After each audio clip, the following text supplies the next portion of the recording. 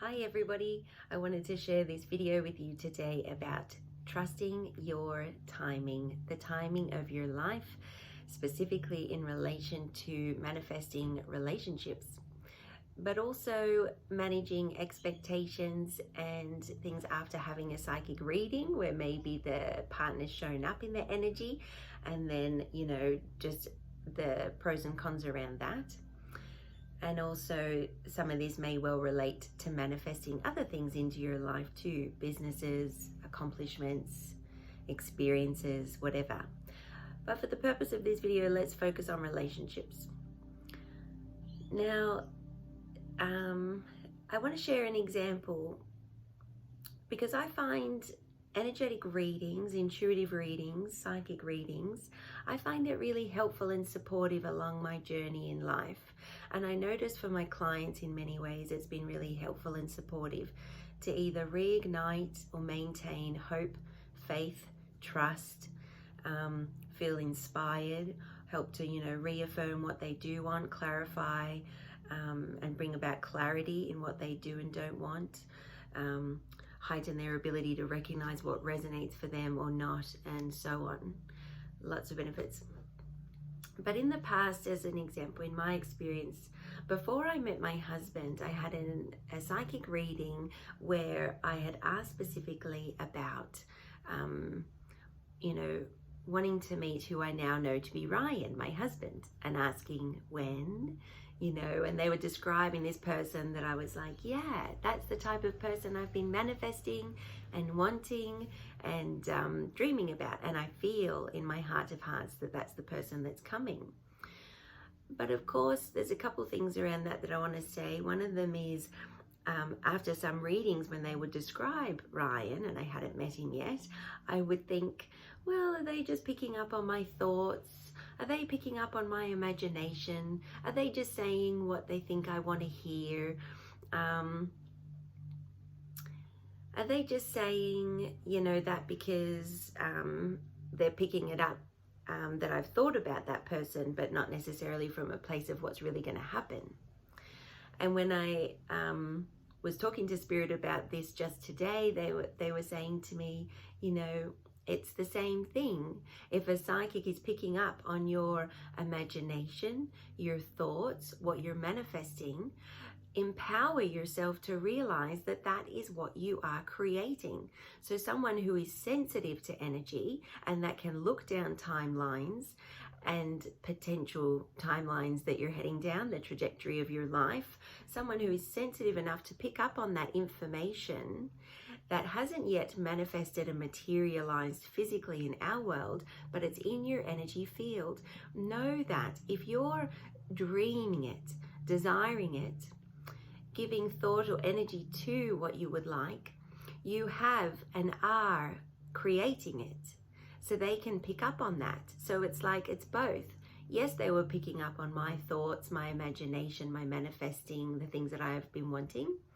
But they were also picking up on much more than that. They were picking up on Ryan's energy, his soul path, his soul yearnings, the things that we wanted to create and build together, the feeling, the energy that we wanted to experience in relationship, picking up on all these things, lots of different dimensions and aspects to it. So that's why it can feel familiar. That's why it can make us sometimes question if we're being skeptical, and that's fine. It's fine to be skeptical, but the truth of the matter is you always know your truth deep down. It'll resonate or not, right? So anyway, the other point I wanted to make, or the point that I'm taking time to get to, is that I had another reading. I suppose I was in my late 20s, and they had said to me when I asked, when will I meet Ryan? I didn't know his name, I just said him. And they said, truthfully, I don't know, which I respect because I know with energy and we're talking to spirit guides, time doesn't really exist. Time definitely doesn't exist in the spiritual realm, and linear time's just not a thing. So when they say, oh, it's soon, then the human mind goes, oh, like in the next couple of weeks. But spirit soon can mean in the next couple of years. For them, that's like a blink of an eye. So anyway, in my readings, when I'm doing readings for other people, I avoid usually giving timelines for relationships because there's a lot of variables. In this particular reading, the great thing was she said, I don't know, but I feel really positive energy around September, around springtime. There's like something around Melbourne Cup and horses, and the number 7 has some significance, and just mentioned blue eyes and like a few characteristics about this sort of energy. So in my mind, I was like, well, I've asked about my soulmate and she said September. And said these things. So as September rolled around and as November rolled around toward Melbourne Cup, around that whole period of time, I met someone with blue eyes. The number 7 was significant. It was the number on his front door. It was his lucky number. His friend knew someone who was a jockey who was riding number 7 in the Melbourne Cup, and like I forget what other significant things they said, but I was like, wow, this is all what was predicted. And so I gave it more importance than that relationship really had, to be honest, because it was in a reading. So that's something else we need to be careful of. Just because it shows up in a reading doesn't mean that it's more special than we need to make it, if you know what I mean. It's still a part of the journey. It's still special, sure, but it doesn't have to have more significance just because it was picked up on energetically before it manifests physically. So anyway, after that meeting, that attraction lived out its course and fizzled out within a matter of weeks, not very long. And part of me was like, oh, I really thought that was going to turn into something more special because of X, Y, and Z. But I realized with the benefit of hindsight that even though it didn't last that long, and that's fine, it opened up certain things inside of me. It opened me up to certain potentials. It clarified what I want and what I don't want. It helped me to move on a bit more from previous relationship and be more ready and receptive to the good quality relationship that was coming. It helped me in a lot of ways, even though it was short-lived. The length of time that a relationship lasts is not indicative to how powerful it can be in your journey. So this psychic had noticed a certain peak of energy, if you will, in September, around that springtime, that September, October, November period, a certain peak in energy, which in my mind that wants to measure everything and put a timeline on everything at that time, I, made assumptions. But really it was just an accurate reading in the point of like, yes, I can feel the energy of partner, the husband energy answering the question, and I feel a significance around September, October, November. So when I'm reading for someone, I can be like, I can recognize, I can feel it, I can see it in my mind's eye, I can get a sense that yes, I can feel this partner coming, and I can feel certain peaks of energy. So say if we're in October now, November, December, something interesting's happening, something around January, February, March, spring next year. So there might be multiple times highlighted, but that's because there's certain turning points or certain things that may be very subtle and not even noticed, or maybe very pronounced and obvious, or maybe very potent, whatever it is, subtle or not so subtle.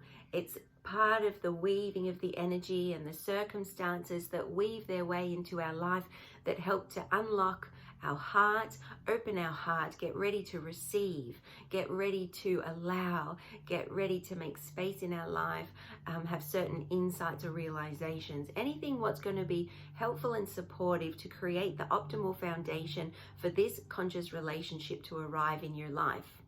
So there's a lot of wheels in motion behind the scenes that we don't see, we don't know. I often, oh, sorry, Gandhi just jumped on the bed. Hello. What was I going to say, Gandhi?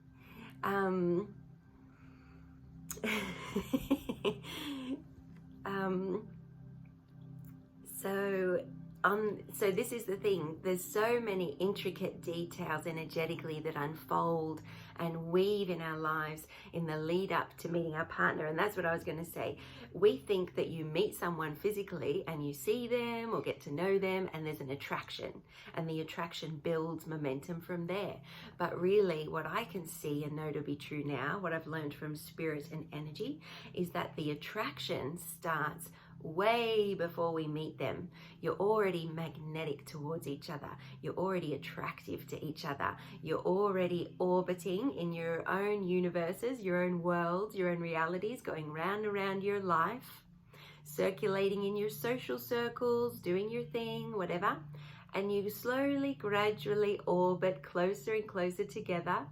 And then you might start meeting the same people, you've got mutual friends, you're crossing paths, and then boom, when the time is right and the stars align, you see each other, you meet each other, or it comes together and goes to that next level. So, you know, to think about how freeing and liberating it is to change impatience to sweet anticipation, to change doubt into trust, to change fear of, you know, not meeting that person into hope, and in fact a deep down knowing, being true and honest with yourself that deep down you know that you're going to meet that person when the time is right. And you might think that you are in a state of complete readiness and receptivity, but if they're not in front of you and it hasn't materialized yet, the truth of the matter is you're not quite ready, and that's okay. And that everybody you meet along the way, from where you are now to when you're in that loving relationship, as far as suitors, people you date and then you meet them, there's attraction but then it fizzles out, you know, that sort of thing. Each and every one of them has a special gift, a gem, a purpose, a reason that you've met one another. And it doesn't matter if you only last 1 or 2 dates, 10 dates, 2 years, whatever. They all teach us something and help to pave the way. So if you've set an intention to meet your soul partner and then you meet Joe Blow from down the street who is lovely and it's great, but it's just not quite right, they're in your path for a reason. They're part of the process. So just enjoy it as best you can. Don't hurry it. There's no rush. As in nature, you know, to rush a bud to blossom would be such a shame. There's nothing wrong with the bud. So just being at peace and releasing expectation with whenever you can. Expectation in the sense of, I'm at this age, I should have this. I'm at this stage, I should have that. I've been single for this long, I should be in this place. Whatever it is you're putting on yourself, see if you can just gently put it down or be with it. Unconditional presence, just be with it and let it wash through you, and it will naturally release and lose its charge and put you in even more receptive state to meet your partner than what you already are, because it's inevitable. You're magnetizing, you're orbiting, you're attracting one another already, and all you need to do is you live your life, put one foot in front of the other, and enjoy the sweet anticipation. Much love, and I hope you have a wonderful rest of your day, and I'll speak to you soon. Oh, and if you want to come into more alignment, receptive, open your heart to receiving, and receive any messages from your spirit guides about your timing, your manifestation capabilities, any guidance, come and see me for an energy session. You can do it in person in Sydney in Manly Vale. You can do it over the phone or Skype or Zoom from wherever you are in the world, and we can do a reading, a healing, near or far. We're in a quantum reality. There are no limitations. So much love, and I'll speak to you soon. Bye-bye.